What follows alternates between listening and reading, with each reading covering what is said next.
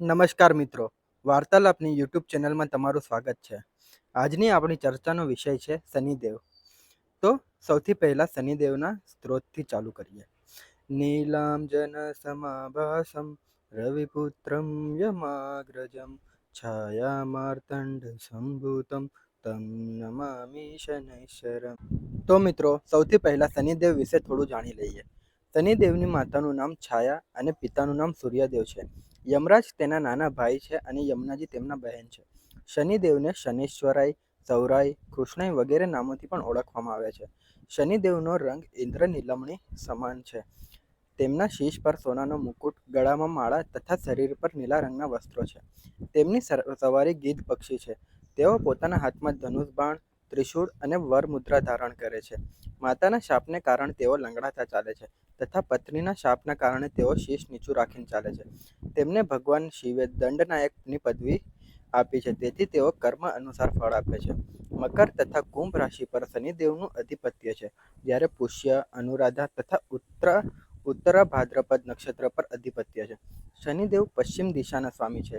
તેમનો શુભ વાર શનિવાર છે. તેમનું રત્ન નીલમ છે. જન્મ કુંડળીમાં 6, 8, 10 અને 12મા સ્થાનનું કારક તત્વ છે. તેઓ પોતાના સ્થાનથી 3જા, 7મા તથા 10મા સ્થાન પર દ્રષ્ટિ કરે છે. શનિ એક રાશિમાં 2.5 વર્ષ સુધી પરિભ્રમણ કરે છે. તેમની મહાદશા 19 વર્ષની હોય છે. તેઓ એક રાશિમાં 30 વર્ષ રહે છે. શનિ એકમાત્ર એવો ગ્રહ છે જે સુંદર વલયો ધરાવે છે. હસ્તરેખા શાસ્ત્રમાં મધ્યમાં આંગળીની નીચે તથા ગુરુ અને સૂર્ય પર્વતની વચ્ચે સ્થિત રહે છે. અંકશાસ્ત્ર અનુસાર તેમનો અંક 8 છે તથા દરેક મહિનાની 7, 17 અને 26 તારીખના સ્વામી છે. અપવાદને બાદ કરતા દરેક જાતકોને તેના જીવનમાં 3 વાર સાડાસાતી પ્રભાવિત કરે છે. તો મિત્રો, આપણે સૌથી પહેલા જાણીએ શનિ ક્યારે અશુભ ફળ આપે છે. જન્મ કુંડળીમાં શનિ ગ્રહ નિશ્ચિત રાશિમાં હોય, વક્રી કે અશુભ સ્થાનનો સ્વામી બનીને ગ્રહોના પ્રભાવમાં હોય, અથવા તો શનિ પોતાની મહાદશા, અંતરદશા, સાડાસાતી અથવા ઢૈયા એટલે કે 2.5 વર્ષ હોય ત્યારે અશુભ ફળ આપે છે. શનિ કેવા અશુભ ફળ આપે છે એ જાણીએ. તો વ્યવસાય, નોકરી તથા શુભ કાર્યોમાં બાધાઓ, અસ્વસ્થતા, માનસિક અશાંતિ, પારિવારિક અશાંતિ, ધનની બચત ન થવી, યાત્રામાં કષ્ટ, મિત્રો સાથે મતભેદ, સંતાન સંબંધી ચિંતા, સટ્ટામાં નુકસાન, શત્રુઓ દ્વારા હેરાનગતિ, કોર્ટ કેસ, માન પ્રતિષ્ઠા ઘટવી, નાણાં અટવાઈ રહેવા, વ્યર્થ ખર્ચ કે નુકસાન કે દેવું વધી જવું વગેરે જેવા દોષો આપે છે. શનિ દોષ નિવારણના ચોક્કસ ઉપાયો કયા છે એના વિશે જાણીએ. તો શનિ મંત્ર છે, જેનો આપણે નિત્ય જપ કરી શકીએ. ઓમ શન્નો દેવીરભિષ્ટય આપો ભવંતુ પિતયે શન્નો રભિસ્ત્રવંતુ નઃ. આ પૌરાણિક મંત્ર અને એક હજુ છે, જે ઓમ નીલમ જન સમાભાસમ રવિપુત્રમ યમાગ્રજમ છાયા માર્તંડ સંભૂતમ તમ નમામિ શનૈશ્વરમ અને તાંત્રિક મંત્ર છે ઓમ પ્રામ પ્રી પ્રૌ સહ શનૈશ્ચરાય નમઃ. પછી એના પછી છે શનિ સ્ત્રોત. કોણસ્થ પિંગલો બભ્રુ કૌષ્ણવ રૌદ્રોંતકયમઃ તૌરિહ શનૈશ્ચરો મંદઃ પીપ્પલાદેન સંસ્તુતઃ એતાની દશનામાની પ્રતુરુત્થાય પઠતે શનૈશ્ચરાય કૃતપીડાન કદાચિદ ભવસ્યતે. પ્રાતઃકાળે ઉઠીને શનિના ઉપયુક્ત 10 નામોના સ્મરણ કરવાથી પણ શનિની પીડામાં શાંતિ મળે છે. પછી આવે છે શનિનું દાન કરવાથી.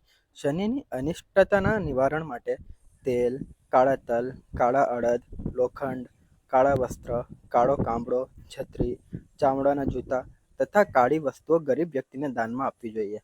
પછી શનિનું વ્રત કરવું જોઈએ. શનિની અનિષ્ટતાના નિવારણ માટે શનિવારનું વ્રત કરવું જોઈએ. એક સમય ભોજન કરવું જોઈએ અને શનિદેવના મંત્રોનો જાપ કરવો જોઈએ. પછી આવે છે શનિની મુદ્રિકા એટલે કે વીંટી. કાળા ઘોડાના પગની નાળની અભિમંત્રિત વીંટી મધ્યમાં એટલે કે વચલી આંગળીમાં ધારણ કરવી જોઈએ.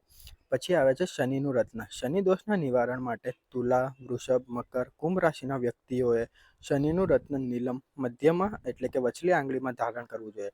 પછી આવે છે શનિ યંત્ર. શનિ યંત્રને શુભ મુહૂર્તમાં ધારણ કરવાથી અથવા તેની ઘરમાં સ્થાપના કરવાથી શનિની પીડા શાંત થઈ જાય છે. પછી આવે છે પ્રાર્થના આરાધના. શનિ દોષના નિવારણ માટે ભગવાન શિવ, સૂર્ય, હનુમાનજીની આરાધના કરવી જોઈએ. તેનાથી શનિદેવ પ્રસન્ન થાય છે અને શનિની પીડા શાંત થાય છે. ભગવાન શિવના પંચાક્ષર મંત્ર ઓમ નમઃ શિવાયનો જપ કરવો જોઈએ તથા મહામૃત્યુંજય મંત્રનો પણ જપ કરવો જોઈએ. સૂર્ય દેવતાને પ્રસન્ન કરવા ઓમ ધૃણીય સૂર્યાય નમઃ મંત્રનો જપ કરવો તથા આદિત્ય હૃદય સ્તોત્રનો પાઠ કરવો જોઈએ. હનુમાનજીની આરાધના ઓમ હનુમંતે નમઃ મંત્રનો જપ કરીને અને હનુમાન ચાલીસા તથા સુંદરકાંડનો પાઠ કરવો જોઈએ. શનિદેવની અશુભ ફળથી બચવા માટે નિયમ પાલન શું કરવા? તો શનિના અશુભ સમયમાં નીચે જણાવેલા નિયમનું પાલન કરવાથી શનિના અશુભ પ્રભાવો ઓછા થાય છે. શાંત રહેવું, આહાર વિહારમાં નિયમિતતા, સહિષ્ણુતા રાખવી, જોખમી કાર્યથી દૂર રહેવું, વર્તમાન વિશે જ વિચારવું. અને સામાન્ય ઉપાયો વિશે વાત કરીએ તો છાયાદાન કરવું, ભોજનમાં મરીનો ઉપયોગ કરો, શ્રમિક વર્ગ, અસહાય તથા વિકલાંગ વ્યક્તિઓને ભોજન કરાવો. શનિવારના દિવસે સૂર્યાસ્ત થઈ ગયા પછી લોટમાંથી બનાવેલો દીવો પીપળાના વૃક્ષ નીચે પ્રગટાવવો. શનિવારના દિવસે લોખંડનું ત્રિશૂળ મહાકાલ શિવ અથવા મહાકાળીના મંદિરમાં અર્પણ કરો. શનિવારે હનુમાન ચાલીસા તથા સુંદરકાંડનો પાઠ કરો. ધૂમ્રપાનથી દૂર રહો. શનિની હરોમાં કોઈ પણ ખાદ્ય પદાર્થ ગ્રહણ ન કરશો. કાળા કપડામાં 800 ગ્રામ કોલસા તથા એક નાળિયેર મૂકીને પોતાના ઉપરથી ઉતારીને જળમાં પ્રવાહિત કરો તથા શનિ અષ્ટકનો નિયમિત પાઠ કરવો જોઈએ. તો મિત્રો, આ છે શનિ દોષથી બચવાના ઉપાયો અને નિયમ પાલનો. તો મિત્રો, આ વિડીયો તમને પસંદ આવ્યો હોય તો વિડીયોને લાઈક અને ચેનલને સબસ્ક્રાઈબ કરવાનું ના ભૂલતા. ધન્યવાદ.